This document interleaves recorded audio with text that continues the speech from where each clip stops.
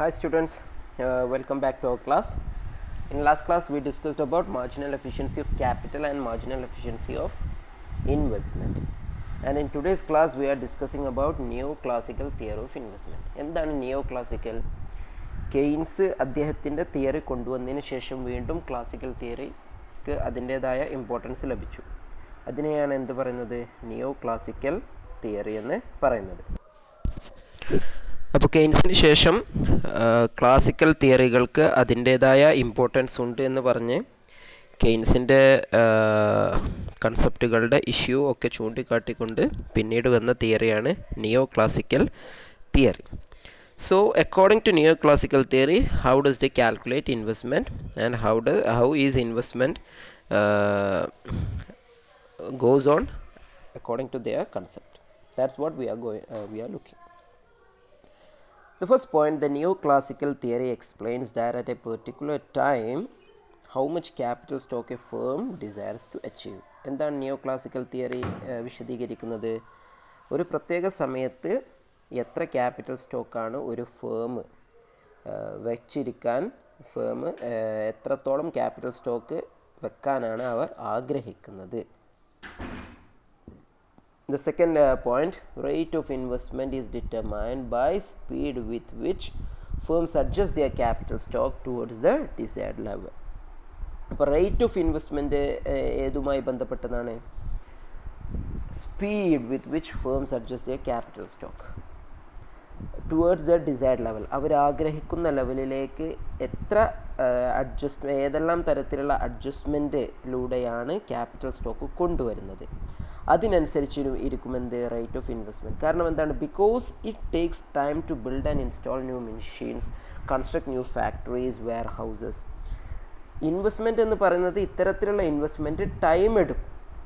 അതുകൊണ്ടാണ് എന്ത് adjustment of capital stock എന്ന് പറയുന്നത്, അഥവാ ഇൻവെസ്റ്റ്മെൻറ്റ് എന്ന് പറയുന്നത് പൊതുവെ സ്ലോ ആയിരിക്കും. കാരണം installing new machines, building new machines, construction of new factories, warehouses, ഇതൊക്കെ ടൈം എടുക്കുന്ന പ്രോസസ്സാണ്. The fourth point, the firms cannot immediately achieve the desired level of capital stock. അതുകൊണ്ട് തന്നെ റേറ്റ് ഓഫ് ഇൻവെസ്റ്റ്മെൻറ്റ് സ്ലോ ആയതുകൊണ്ട് തന്നെയാണ് എന്താണ് firms cannot immediately achieve the desired level of capital stock. The fifth point, therefore, the firms have to decide with what rate or speed per period it makes adjustment in their stock of capital to attain the desired level of capital stock. അതുകൊണ്ട് തന്നെ ഫേംസിന് എന്ത് തീരുമാനിക്കേണ്ടിയിരിക്കുന്നു? ഏത് റേറ്റിലാണ്, ഏത് സ്പീഡിലാണ് അവർക്ക് അവരുടെ desired level of capital stock attain ചെയ്യാൻ കഴിയുക, എത്തിപ്പിടിക്കാൻ കഴിയുക. This theory was developed by D.W. Jorgenson. അതായത് നിയോ ക്ലാസിക്കൽ തിയറി ഓഫ് ഇൻവെസ്റ്റ്മെൻറ്റ് മുന്നോട്ട് വെച്ചതാരാണ്? D.W. Jorgenson. Okay. According to neo classical theory, investment, that is addition to stock of capital in an economy, is determined by marginal product of capital and user cost of capital, which is also called real rental cost of capital. അപ്പോൾ നിയോ classical theory അനുസരിച്ച് രണ്ട് കാര്യങ്ങളാണ് ഇൻവെസ്റ്റ്മെൻറ്റിനെ തീരുമാനിക്കുന്നത്.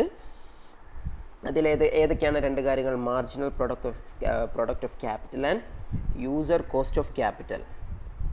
So what is marginal product of capital? It measures the addition to the production by using an additional unit of capital. Labor and technology remaining constant. Labor and technology constant ആയിരിക്കുമ്പോൾ ഒരു unit capital add ചെയ്താൽ, ഇൻപുട്ടിലേക്ക് add ചെയ്താൽ അത് എത്രയാണ് പ്രൊഡക്ഷനിൽ change വരുത്തുന്നത്. Okay, അതാണ് എന്ത് മാർജിനൽ പ്രൊഡക്റ്റ് ഓഫ് ക്യാപിറ്റൽ. എന്താണ് user cost? User cost refers to the expense borne by the owner or renter of a capital asset resulting from the use of asset for a given period of time. ഒരു capital asset ഉപയോഗിച്ചാൽ, ഒരു നിശ്ചിത സമയം ഉപയോഗിച്ചാൽ അതിൻ്റെ ഓണറിന് എത്ര expense വരുന്നു എന്നതാണ് എന്ത് യൂസർ കോസ്റ്റ് അല്ലെങ്കിൽ റെൻ്റൽ കോസ്റ്റ് എന്നൊക്കെ പറയുന്നത്. അതായത് നമ്മളിപ്പോൾ ഒരു വസ്തു റെൻറ്റിന് കൊടുക്കുകയാണെങ്കിൽ അത് ആ സമയം അതിന് എത്ര എക്സ്പെൻസ് വന്നു, അഥവാ ആ ഒരു നിശ്ചിത സമയം ഒരു 10 ദിവസത്തിന് ഒരാൾ നമ്മുടെ ഒരു ക്യാപിറ്റൽ ഉപയോഗിക്കുകയാണെങ്കിൽ അതിന് എത്ര എക്സ്പെൻസ് വന്നു, ചിലവ് വന്നു എന്നുള്ളതാണ് എന്ത് user cost. The user cost of capital depends on 3 factors. ഈ യൂസർ കോസ്റ്റ്, ഒരു ക്യാപിറ്റലിൻ്റെ യൂസർ കോസ്റ്റ് 3 ഘടകങ്ങളാണ്, 3 ഫാക്ടേഴ്സാണ് മേലാണ് അത് നിലനിൽക്കുന്നത്. അതിലൊന്ന് എന്താണ്? പ്രൈസ് ഓഫ് ക്യാപിറ്റൽ ഗുഡ്സ്, ആ ക്യാപിറ്റൽ അസറ്റിൻ്റെ price, rate of interest and rate of depreciation. അപ്പോൾ ഈ 3 ഘടകങ്ങൾക്കനുസരിച്ചിരിക്കും അതിൻ്റെ യൂസർ കോസ്റ്റ്. ഇപ്പോൾ റേറ്റ് ഓഫ് ഡിപ്രിസിയേഷൻ കൂടിയ ഒരു വസ്തുവാണെങ്കിൽ എന്ത് കൂടും? അതിൻ്റെ യൂസർ കോസ്റ്റ് കൂടും. സോ അക്കോർഡിംഗ് ടു ജോർഗൻസൻ്റെ തിയറി അനുസരിച്ച്, so long as the marginal product of capital is greater than the user cost of capital, ഒരു ക്യാപിറ്റലിൻ്റെ മാർജിനൽ കോസ്റ്റ് എന്താണ്? Is greater than user cost. അത്തരത്തിൽ MPK യൂസർ കോസ്റ്റിനേക്കാൾ കൂടിയിരിക്കുന്നിടത്തോളം firm will find it profitable to make new investment in fixed capital. അങ്ങനെ MPK is more than user cost ആയിരിക്കുന്നിടത്തോളം സമയം ഒരു ഫേം എന്ത് ചെയ്യും? പുതിയ ഇൻവെസ്റ്റ്മെൻറ്റുകൾ നടത്തിക്കൊണ്ടിരിക്കുമെന്നാണ് ജോർഗൻസൺ ഈ തിയറിയിലൂടെ പറയുന്നത്. However, as more and more capital is used in the production process, MPK falls due to the operation of law of diminishing returns. പക്ഷേ ക്യാപിറ്റലിൻ്റെ അളവ് ഒരു പരിധിയുമില്ലാതെ വർദ്ധിപ്പിച്ചു കൊണ്ടിരുന്നാൽ എന്ത് സംഭവിക്കും? MPK falls, marginal product of capital falls due to law of diminishing returns. അല്ലേ? law of diminishing returns നമ്മൾ graduation ലെവലിൽ പഠിച്ച കൺസെപ്റ്റാണ്. അപ്പോൾ അതുമൂലം എന്താണ്? ക്യാപിറ്റൽ ഒരു പരിധിയിലധികം വർദ്ധിപ്പിച്ചാൽ MPK will be falling down. Therefore, as long as the value of marginal product of capital exceeds the rental or user cost capital, it will be profitable for the firms to add to its stock of capital. അപ്പോൾ ഏതുവരെയാണ് എന്ത് പ്രോഫിറ്റബിളായ investment നടക്കുക? As long as MPK, marginal product of capital, is more than user cost of capital. So A firm maximises profit when it is able to acquire and use the stock of capital at which MPK equals the user cost of capital. അപ്പോൾ when does a firm maximizes its profits? When MPK is equal to user cost of capital. അപ്പോൾ അതുവരെ ആ ഒരു situation എത്തുന്നവരെ എന്ത് ചെയ്യും? ഓരോ ഫേമും invest ചെയ്തുകൊണ്ടേയിരിക്കും. We can derive the desired stock of capital by using the neoclassical production function, which is popularly known as Cobb-Douglas production function. അപ്പോൾ നമുക്ക് എന്ത് ചെയ്യാം? ഇതിൻ്റെ ഡിസൈർഡ് സ്റ്റോക്ക് ഓഫ് ക്യാപിറ്റൽ ഇത്തരത്തിലുള്ള, അതായത് ഏത് ക്യാപിറ്റൽ വരെയാണ് ഇൻവെസ്റ്റ്മെൻറ്റ് നടത്താൻ പറ്റിയത് എന്ന് തുടങ്ങിയ ഈ നിയോ ക്ലാസിക്കൽ ഇൻവെസ്റ്റ്മെൻറ്റ് തിയറിയുടെ ഇക്വേഷൻ എന്താണ്? നമുക്ക് കോബ്-ഡോഗ്ലസ് പ്രൊഡക്ഷൻ ഫംഗ്ഷൻ ഉപയോഗിച്ച് കണ്ടെത്താം. And we all have studied about Cobb-Douglas production function, isn't it? Y is equal to A into K raised to alpha into L raised to beta. അല്ലേ? നമ്മുടെ ഡിഗ്രിയിൽ പഠിച്ചതാണ് Cobb-Douglas production function, where Y stands for output, K for capital, L for labor, and A is a parameter that measures the level of technology. Level of technology അളക്കുന്ന ഒരു പാരാമീറ്ററാണ് ഇത് A. And alpha, എന്താണ് alpha? Alpha is a parameter that measures capital share of output. ഔട്ട്പുട്ടിൽ ക്യാപിറ്റലിന് എത്ര share ഉണ്ട് എന്ന് measure ചെയ്യുന്നതാണ് ആൽഫ. ആൻഡ് ബീറ്റ എന്താണ്? is a parameter that measures labor's share of output. ഔട്ട്പുട്ടിൽ ലേബറിന് എത്ര ഷെയർ ഉണ്ട് എന്ന് അളക്കുന്ന പാരാമീറ്ററാണ് ബീറ്റ. ഓക്കെ, നമുക്കറിയുന്ന കാര്യങ്ങളാണ്. Y is equal to A into K raised to alpha L raised to beta. Marginal product of capital can be obtained by differentiating the production function with respect to labor. നമുക്കെങ്ങനെയാണ് marginal product of capital നമുക്കത് കണ്ടെത്താം? എങ്ങനെ? MPK is equal to differentiate Y by differentiate K. എന്തുകൊണ്ട് K ചെയ്യുന്നു? കാരണം we are finding the marginal product of capital. So we are differentiating Y by K is equal to എന്താണ്? alpha into A into K raised to alpha minus 1 L raised to beta. നമ്മൾ ഇവിടെ differentiation with respect to capital ആണ് ചെയ്യുന്നത്. അതുകൊണ്ട് എന്താണ്? K value മാത്രമേ നമ്മൾ change ചെയ്യുകയുള്ളൂ. ബാക്കി എല്ലാതും എന്തായിരിക്കും? ബാക്കി എല്ലാ വാല്യൂവും കോൺസ്റ്റൻ്റ് ആയിരിക്കും. അതുകൊണ്ടാണ് എൽ റൈസ് ടു ബീറ്റയിൽ ചേഞ്ച് ഇല്ലാത്തത്.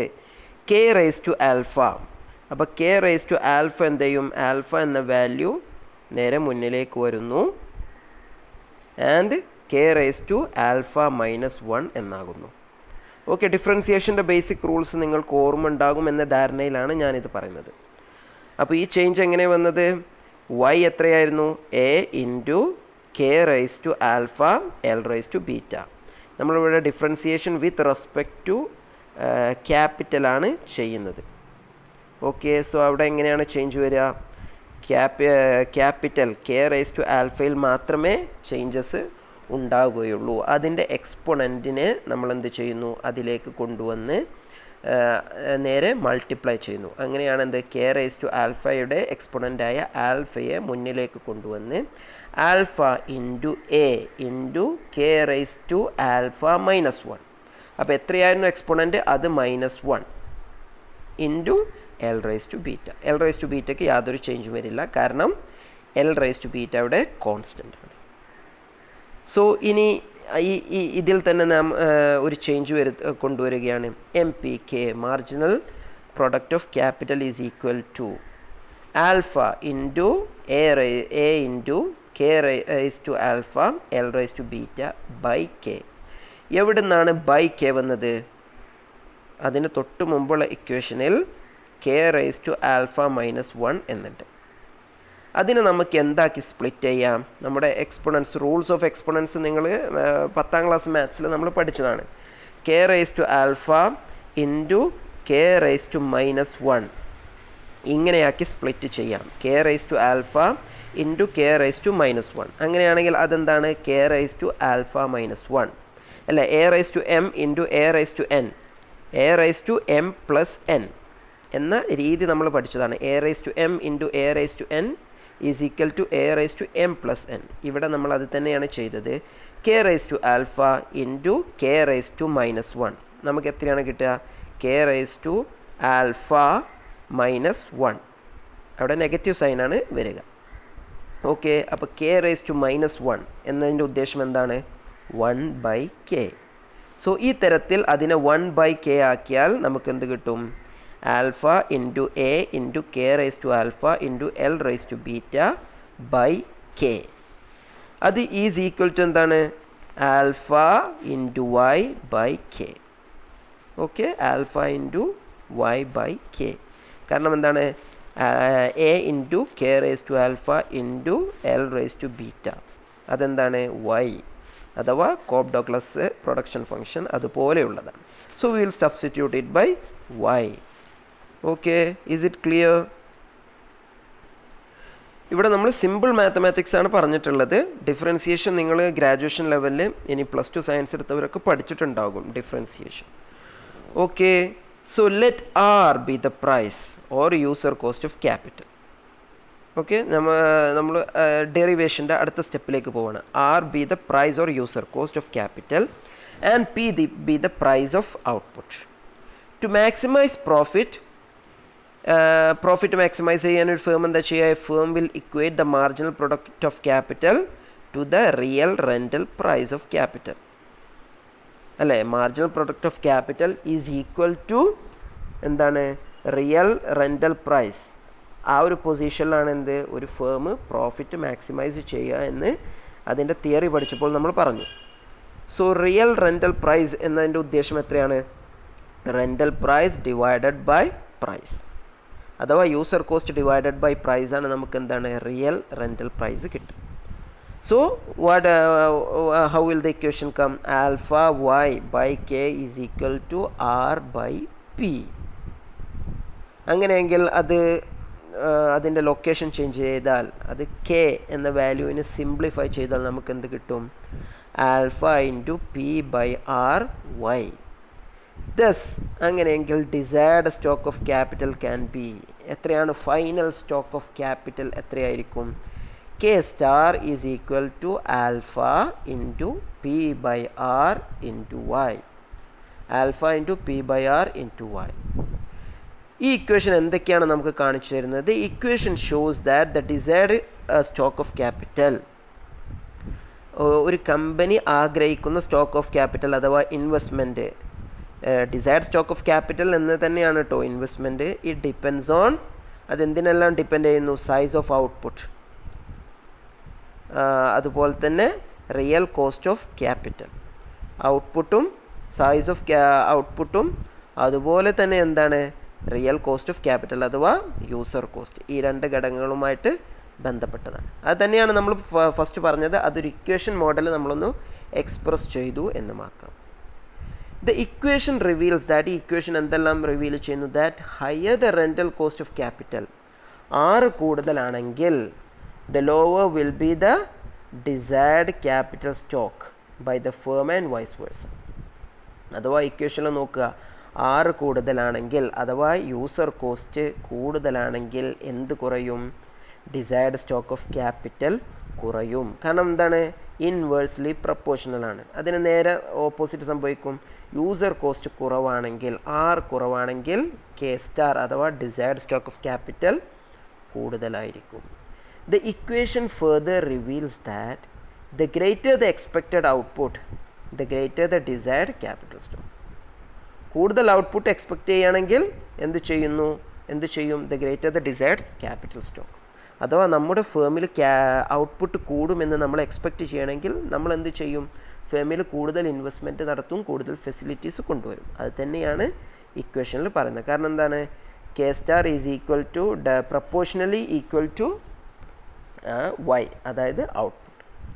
ഓക്കെ, ഇതാണ് ഇക്വേഷണൽ ഡെറിവേഷൻ നമ്മൾ ചെയ്തത്. ഇനി ഇതിൻ്റെ ഗ്രാഫിക്കൽ റെപ്രസെൻറ്റേഷൻ എങ്ങനെയാണ് നോക്കാം. Graphical illustration of neo classical theory. ഒരു സിമ്പിൾ ഗ്രാഫാണ്. In the figure we measure a firm's capital stock on the horizontal axis. Capital stock, desired stock of capital horizontal axis melum. We know that investment refers to any changes in its stock of capital. Simple ആണ്. അത് പ്രത്യേകിച്ചൊന്നുമില്ല. Investment എന്ന് പറഞ്ഞാൽ എന്താണ്? Change in stock of capital. On the vertical axis we measure the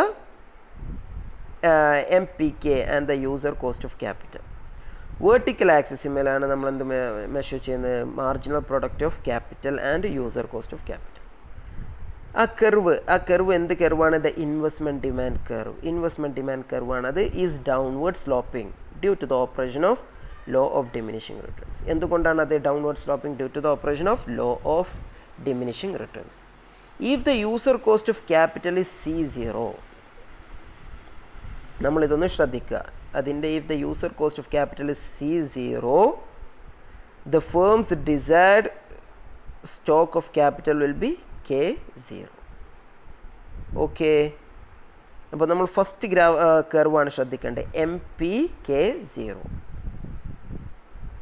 അപ്പോൾ അവിടെ desired capital, അതായത് if the user cost of capital is C0 ആണ് യൂസർ കോസ്റ്റ് എങ്കിൽ the firm's desired stock of capital എത്രയായിരിക്കും? K*0. If the user cost of capital falls, user cost കുറയുകയാണെങ്കിൽ, C0ൻ്റെ അടിയിലേക്ക് വരികയാണെങ്കിൽ, the firm will find it profitable to accumulate new capital goods. അല്ലേ? നമ്മളിപ്പോൾ MPK0 എന്ന curve നോക്കുകയാണെങ്കിൽ C0 കുറഞ്ഞു വന്നാൽ, C0യിൽ നിന്ന് യൂസർ കോസ്റ്റ് കുറയുകയാണെങ്കിൽ ഡിസൈർഡ് സ്റ്റോക്ക് ഓഫ് ക്യാപിറ്റൽ എന്തായിട്ട് മാറും? K1ലേക്ക് ഇൻക്രീസ് ചെയ്യും. അല്ലേ? അവിടെ ആ ലൈന് നിങ്ങളൊന്ന് വരച്ചു കൊടുത്താൽ മതി. MPKയും K1ഉം ജോയിൻ ചെയ്യുന്ന ആ പോയിന്റിൽ നിന്ന് ഒരു ലൈൻ നമ്മുടെ Y ആക്സിസിലേക്ക് വരച്ചാൽ അതിന് C1 എന്ന് കൊടുത്താൽ എന്താണ്? യൂസർ കോസ്റ്റ് കുറയുന്നതോടുകൂടി ഡിസൈർഡ് സ്റ്റോക്ക് ഓഫ് ക്യാപിറ്റൽ വർദ്ധിക്കും. So it's desired stock of capital will increase from K*0 to K*1. Okay, അപ്പോൾ ഇത്രയാണ് നമ്മുടെ neo classical theory of investment പറയുന്നത്. Hope that you all understood. If you have any doubt please ask me. Okay, thank you, by.